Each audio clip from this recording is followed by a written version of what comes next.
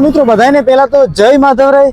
મિત્રો આજે તમે જેમ થંબનેલ ની અંદર જોયું કે માધવપુરના મેળાને લઈ અને પોલીસ વિભાગ અને એમ કહી શકાય કે ટ્રાફિક નો કેવો માહોલ છે અથવા તો પોલીસ વિભાગની કામગીરી કેવી છે એ સંપૂર્ણ એમ કહી શકાય કે આજે વિડીયોમાં આપણે જોવું છે। અને ખાસ પોલીસ દ્વારા સરસ મજાનું ટ્રાફિક નો નિયમોનું પાલન બધા કરે એવી રીતના આખી કાર્યવાહી ગોઠવવામાં આવી છે।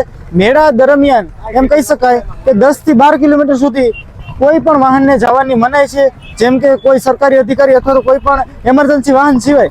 તો હાલ આપણે છે અમારા જ ગામ મૂળમાધવપુરની અંદર કે જ્યાં પ્રથમ પાર્કિંગ છે અને ત્યાં કેટલી વ્યવસ્થા છે, કેટલી મોટી માત્રામાં લોકો ગાડી અથવા તો સાધન પાર્ક કરીને ગયા છે, તમામ વસ્તુ જોશું। અને જે કંઈ ટ્રાફિક અને પાર્કિંગના જે કંઈ ઇસ્યુ છે અથવા જે કંઈ ટ્રાફિક પાર્કિંગના જે કંઈ વિડીયો છે એ આ વિડીયોમાં તમને માધવપુર મેળાના બતાવીશ। તમે મારા બેકગ્રાઉન્ડની અંદર જોઈ શકો છો, એમ મૂળમાધવપુરથી લઈ અને લગભગ આત્રોલી સુધી 4 વ્હીલ 2 વ્હીલની બહુ મોટી માત્રામાં લાઈનો લાગી છે ભાઈ માધવપુરનો મેળો કરવા માટે। તો ચાલો ફટાફટ જોઈએ। તો મિત્રો હાલ આપણે અમારા ગામ મૂળમાધવપુરની અંદર પ્રથમ પાર્કિંગ છે ત્યાં પહોંચી ગયા છે અને પ્રથમ પાર્કિંગની અંદર ખરેખર આપણને મને પણ એવું લાગે કે અમારા ગામમાં એટલા બધા 4 વ્હીલ 2 વ્હીલ તમે જોતું ખરા મારા બેકગ્રાઉન્ડની અંદર આખું મોટું વિશાળ ખેતર છે, લગભગ 10-15 વીઘામાં તમામ જગ્યાએ માત્ર ને માત્ર 4 વ્હીલ પડી છે ને ભાઈ ખરેખર વ્યવસ્થા ને ભાગની વાત કરીએ ને તો ખરેખર બેસ્ટ પોલીસ લોકોને મને કામગીરી ખરેખર બેસ્ટ લાગી। કેમ કે ત્યાં છે ને પાર્કિંગ છે પણ નાના મોટા, પણ અહીંયા બેસ્ટ પાર્કિંગ છે અને ત્યાં કોઈ પણ ટ્રાફિકનો ઇસ્યુ ન થાય। આના કારણે તમે જોઈ શકો છો મારા બેકગ્રાઉન્ડની અંદર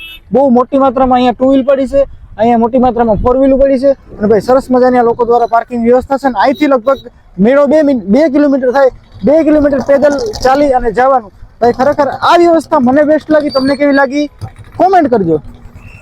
મેળો કરીને વહી જવું કે વાહ ભાઈ વાહ, વ્યવસ્થા કેવી લાગી? સરસ લાગી। થોડુંક ચાલવું પડ્યું પણ કેમ નથી, ટ્રાફિક એ સરસ છે, વ્યવસ્થા બહુ સારી છે, આયોજન એ સારું છે, બરોબર।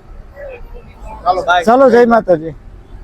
તો મિત્રો હાલ આપણે એમ કહી શકાય કે મૂળમાધવપુર એક પાર્કિંગ જોયું અને પાર્કિંગથી લઈ અને માધવપુરના મેળા સુધી 2 કિલોમીટરનું અંતર છે, ત્યાં કોઈ પણ વાહનને એલાઉડ નથી। માત્ર કટોકટીના જે કંઈ વાહનો છે અથવા જે કંઈ સરકારી વાહનો છે એને જ એલાઉડ છે, આપણને ખબર છે। પણ હાલ તમે મારા બેકગ્રાઉન્ડની અંદર આ મૂળમાધવપુરથી માધવપુર રોડનો જે નજારો જોવો મિત્રો, ખરેખર કોઈ પણ પ્રકારના વાહનો છે નહીં, માત્ર લોકો એક સાઈડમાં હાલીને જાય છે। ખરેખર આનાથી મને કેવું લાગ્યું 2 કિલોમીટર હાલવું પડશે પણ હજારો માણસોના જીવ છે ને એ ખરેખર બચી જવાના છે। કેમ કે આવા ભાઈ ટ્રાફિક, એક બાજુ ટ્રાફિક હોય, માણસો હાલીને જતા હોય ને એક બાજુ વાહન આવતા હોય ને જતા હોય તો એક્સિડન્ટના ઘણા ભય રહે। તો ખરેખર મને ટ્રાફિક વ્યવસ્થાનો આ છે ને ખરેખર આ વિભાગ બહુ બેસ્ટ લાગ્યો। તમને કેવો લાગ્યો એ કોમેન્ટ કરજો। તો હાલ મિત્રો આપણે એમ કહેવાય કે માધવપુર મેળાના એક્ઝેક્ટ નજીક પહોંચી ગયા છે। તમે મારા બેકગ્રાઉન્ડની અંદર જે પાર્કિંગ જુઓ છો એ ગોલ્ડન એન્ડ સિલ્વર પાર્કિંગ છે। જે લોકો પાસે ગોલ્ડન અને સિલ્વરના પાસ છે, જે લોકોએ પાસ લઈ અને પાર્કિંગ લીધું છે એ લોકોની બાઇક 4 વ્હીલ અથવા 2 વ્હીલ જે કંઈ સાધન છે એ તમે જોઈ શકો છો અહીંયા પાર્કિંગ સુધી આવી ગયું છે। અને ખરેખર આ પાર્કિંગ પણ બેસ્ટ છે। અને આ પાર્કિંગ ગોલ્ડ સિલ્વરનો ફાયદો એ છે કે તમે અહીંયા ગાડી પાર્ક કરશો એટલે તમારે ડાયરેક્ટ મેળામાં જવા માટે 2-3 ડગલા પણ નહીં હાલવું પડે, તમે અહીં ગાડી પાર્ક કરશો ને ડાયરેક્ટ મેળો આવી જશે। આનો ફાયદો એ છે ને ભાઈ ખરેખર ગવર્મેન્ટ અથવા તો ગુજરાત પોલીસ અને જે કંઈ લોકોએ આ વ્યવસ્થા કરી છે મને બેસ્ટ લાગી।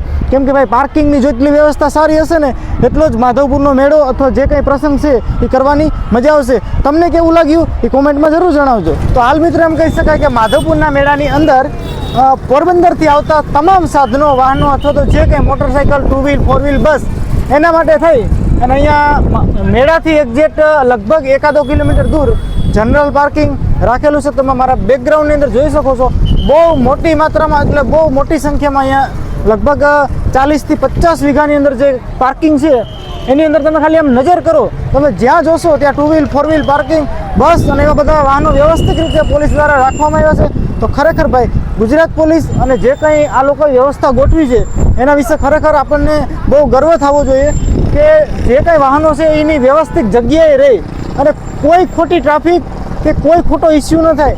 તો તમે મારા બેકગ્રાઉન્ડની અંદર એ પણ જોઈ શકો છો કે પોલીસના જવાનો છે, એમ કહી શકાય કે લગભગ 5 દિવસથી ખડે પગે છે, પોતાનું કાંઈ પણ વિચાર્યા વગર ભાઈ માધવપુરના મેળાની જે આનંદ માણવા માટે લોકો આવે છે એના માટે સરસ મજાની વ્યવસ્થા કરી રહ્યા છે। તમે જોઈ શકો છો મારા બેકગ્રાઉન્ડની અંદર, વાહ ભાઈ વાહ।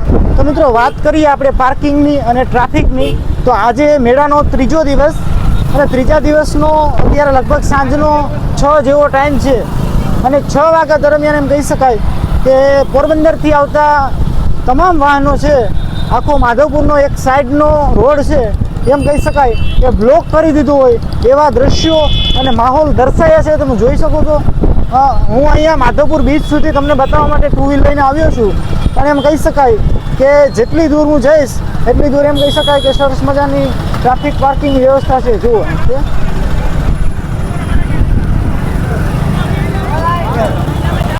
તો મિત્રો સરકાર પબ્લિક માટે થઈ અને કરોડો રૂપિયા ખર્ચી રહી છે કે પબ્લિકની વ્યવસ્થા, પબ્લિકનો જીવ જોખમમાં ન જાય એના માટે થઈ, પણ પબ્લિકને સરકારની પડી નથી કે સરકારને પબ્લિકની પડી નથી.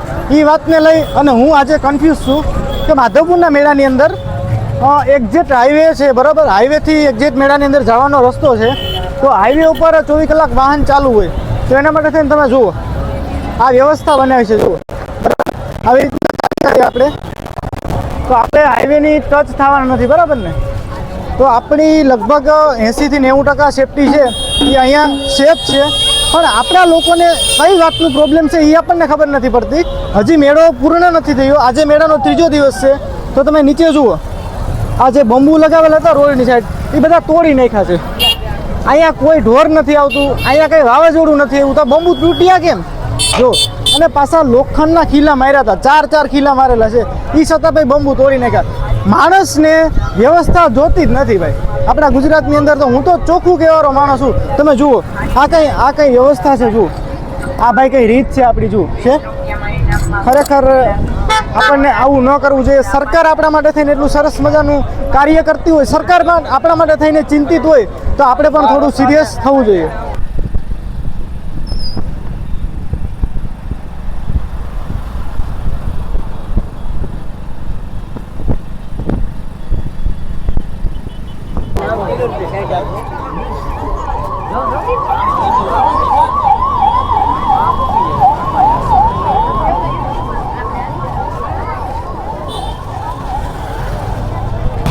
તો હાલ મિત્ર એમ કહી શકાય કે આપણે છે માધવપુર મંદિરથી લઈ અને મેળા ગ્રાઉન્ડનો જે રસ્તો છે કે જ્યાં ભગવાનની જાન અને ફૂલેકું નીકળે, માધવપુરની મેઇન બજાર.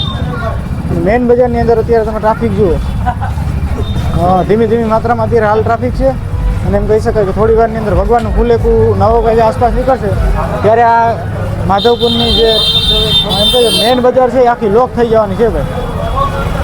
હા, બસ બોલી.